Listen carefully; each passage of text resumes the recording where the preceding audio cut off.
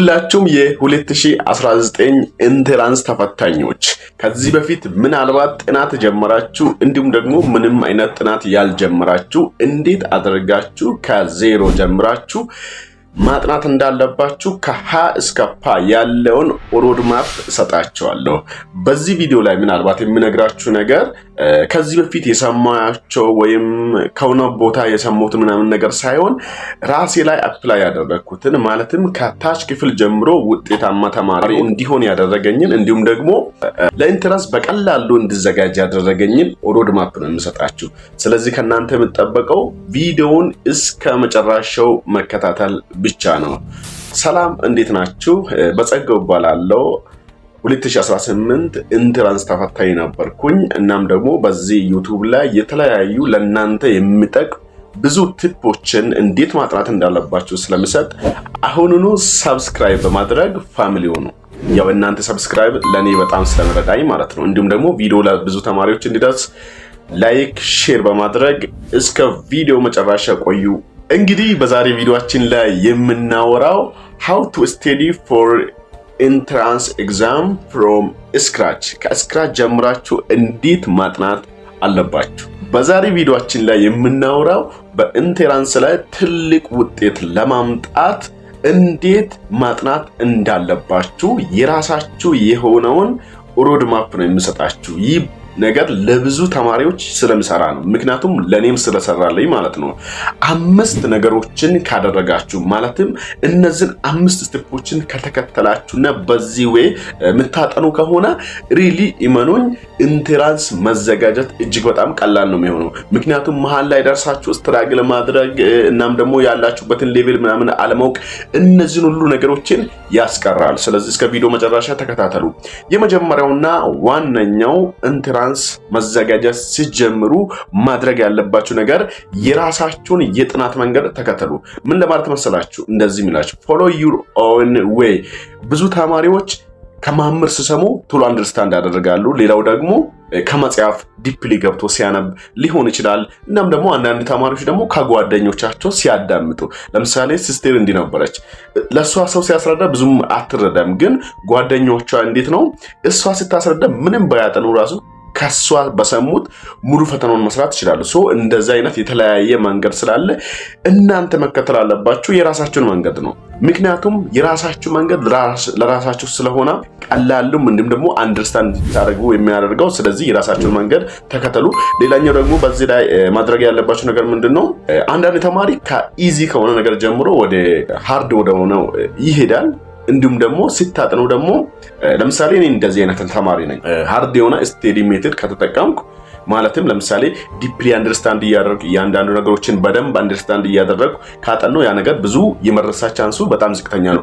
ግን በቀላሉ አንደርስታንድ ያደረግነውን ነገር ቶሎ የመርሳት ቻንስ አለ። ስለዚህ የራሳችሁን መንገድ ተከተሉ። ከጓደኛ የምትረዱ ከሆነ ከአስተማሪ፣ ከመጽሐፍ ከሃርድ ወደ ሲምፕል ወደ ሆነ ነው ወይስ ከሲምፕል ወደዛ ምናምን የሚሉ ነገሮችን ራሳችሁን አንደርስታንድ በማድረግ የራሳችሁን መንገድ መከተላችሁን እንዳትረሱ። ያን የራሳችሁን መንገድ ታውቃላችሁ ዜን ስታጠኑም ሆነ ለማስታወስ ብዙም አይከብዳችሁም ማለት ነው። ስለዚህ የራሳችሁን የጥናት መንገድ እንጂ የሌሎች ሰዎችን እሱን አፕላይ ያደርጋለሁ እያላችሁ ያኛው ሲከብድ ወደዚህ እያላችሁ ጊዜያችሁን ነው የምታጠፉትና የራሳችሁን እንዲሁም ደግሞ የምታደርጉ የሌላ ሰው ከናንተ ጋር አብሮ ሊስማማ የሚችል ከሆነ እሱን መጠቀም ትችላላችሁ።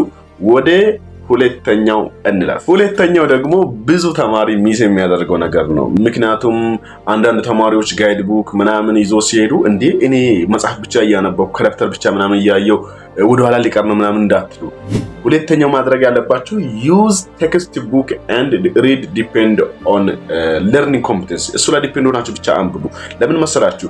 ጋይድ ቡክ መጠቀም ያለባችሁ ኤክስትራ ኮስችን ምናምን የምትፈልጉ ከሆነ እንዲሁም ደግሞ ቪዲዮዎችን መጠቀም ያለባችሁ የሆነ ያልገባችሁ ምናምን ኮስችን ካለ ነው እንጂ ያልገባችሁ ቶፒክ ካለ ነው እንጂ ዝም ብላችሁ ኤክስትሪምም ቪዲዮ ብዙ ዋጋ የለውም። ግን እናንተ አንደርስታንድ በምታደርጉበት መንገድ መጠቀም ትችላላችሁ። ነገር ግን ከመጽሐፍ ውጪ መሄድ ምንም ጥቅም የለውም። መጽሐፉን አንደርስታንድ አድርጉ፣ መጽሐፍ ላይ ያሉ ጥያቄዎችን ስሩ። ከዛ በኋላ ኤክስትራ ነገሮችን ከፈለጋችሁ ቪዲዮ እንዲሁም ደግሞ ጋይድ ቡኮችን መጠቀም ትችላላችሁ ማለት ነው። ስለዚህ ሁለተኛው ቴክስት ቡካችሁ ንጉስ ነው ማለትም በቃ ቴክስት ቡክ ቤዝድ የሆነ ፈተና ነው ከዚህ በኋላ የሚወጣው ያው እናንተም በብዙ ቦታ እንደሰማችሁ ማለት ነው። ስለዚህ ቴክስት ቡካችሁን ተጠቀሙ ማለት ነው። ወደ ሶስተኛው እንላለን። ሶስተኛው ቴክ ሾርት ኖት። ይሄን ስነግራችሁ ሜቢ እንዴት አድርጌ እንደምነገር አላውቅም። ምክንያቱም ብዙ ተማሪ ሊገለብጥ ነው ወይ ምናምን እንደገና ሁለተኛ ለመጻፍ ምናምን ይላል። ግን ኖት መውሰድ እጅግ በጣም ከምታስቡት በላይ ይጠቅማችኋል። መቼ መሰለህ የሚጠቅማችሁ? አንብባችሁ በኋላ የሆነ ሁሉን ነገር እንደረሳችሁ ነው የምታስቡት። ማለት ምንም ነገር የምታስታውሱት ነገር የለም። ያኔ ተመልሳችሁ መጣችሁ ወደ መጽሐፍ ከምትሄዱ ሪሊ እያነበባችሁ ወዲያውኑ እያነበባችሁ ካነበባችሁ በኋላ ሊሆን ይችላል ኖቶችን ማውጣት። እኔ የሚመክረው ካነበባችሁ በኋላ ቢሆን ነው። ኖት ሾርት የሆኑ ኖቶችን ማውጣት ማለትም ለምሳሌ ሚስ የምታደርጉትን ቶፒክ ወይም ሜይን አይዲያዎችን ለምሳሌ እኔ የሚጠቀመውን ስቴል ልንገራችሁ። እዚህ ጋር አለ ይህ ምናልባት ከታያችሁ የማትስ ነው ግሬድ 10 ዩኒት 5 ነው። እነዚህ ዋና ፎርሙላዎችን የጂኦሜትሪ እንደዚህ ሾርት የሆኑ ነገሮችን በጣም ሾርት በሆነ መልኩ ተይዛላችሁ። ከዛ የሆነ ጊዜ ለማስታወስ ከብዳችሁ ወር ጥያቄ ሲሰሩ ከከበዳችሁ ወደዚህ መጣችሁ እነዚህ ነገሮችን በቀላሉ ማትስ ላይ ፎርሙላ፣ ፊዚክስ ላይ ፎርሙላ እና ደግሞ የተወሰኑ ዴፊኒሽኖችን እነሱ ነገሮችን ማያዝ ትችላላችሁ። ያኔ በጣም የጥናት ጉያችሁን በጣም ነው ቀላል የሚያደርግላችሁ። ሾርት ኖት ማውጣት እንዳትዘነጉ። ምናልባት ከዚህ በፊት ልምድ ከሌላችሁ አጫጭር ኖቶችን አውጡ። ወደ አራተኛው እንለፍ። አራተኛው መንገድ ደግሞ ትራክ ኦር ሜጀር ዩር አክሽን ፕላን። ምን እያደረጋችሁ ነው? ለምሳሌ 1 ወር ያልፋል፣ 2 ወር ያልፋል፣ 3 ወር ያልፋል። በዛ ሲዝን ላይ ምን እያደረጋችሁ እንደሆነ ትራክ ማድረግ አለባችሁ። ማለትም ጥያቄዎችን በመስራት ራሳችሁን በመፈተሽ ሊሆን ይችላል። ራሳችሁን ቻሌንጅ በማድረግ እዚህ ጋር ኢንትራንስ ስፔሻሊ ሊያልቅ አካባቢ በጣም የረዳኝን ትራክ ያደረኩበትን መንገድ ልንገራችሁ።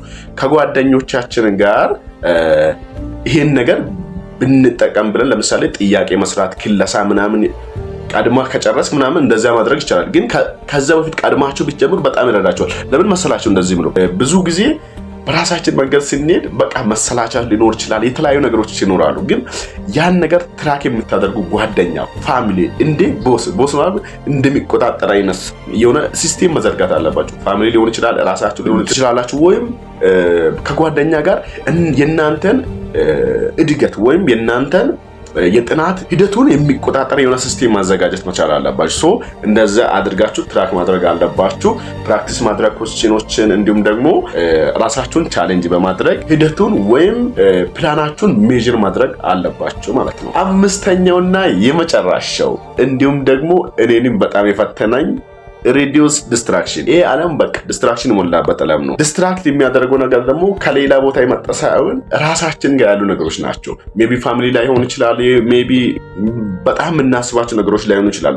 ሪዲዩስ ዲስትራክሽን ካለ ምንም ነገር እንትን ማድረግ አትችሉም። ፎከስ ብታደርጉ ለማጥናት ብትሞክሩ ምንም አይነት እንትን የለም። ስለዚህ ዲስትራክሽን መቀነስ አለባችሁ። ለምሳሌ ሶሻል ሚዲያ እንዲሁም ደግሞ ስልኮቻችሁን በተቻላችሁ መጠን ለመራቅ ሞክሩ ከስልኮቻችሁ ማለት ስታጠኑ ጊዜ ማለት ነው። ግን መዝናናት እንደ ሽልማት ቁጥሩ። ለምሳሌ ካጠናችሁ በኋላ ስልኮቻችሁን ማየት፣ ሶሻል ሚዲያ ስክሮል ማድረግ ምናምን እንደ ሽልማት ራሳችሁን ለመሸለም መጠቀም ትችላላችሁ። ይሄም ሽልማት ሲሆን አይምሯችን በደንብ ያን ነገር አደርጋለሁ ያለ ቶሎ ማጥናት እንዲሁም ደግሞ ኢፌክቲቭ የሆነ ጥናት ማድረግ እንችላለን።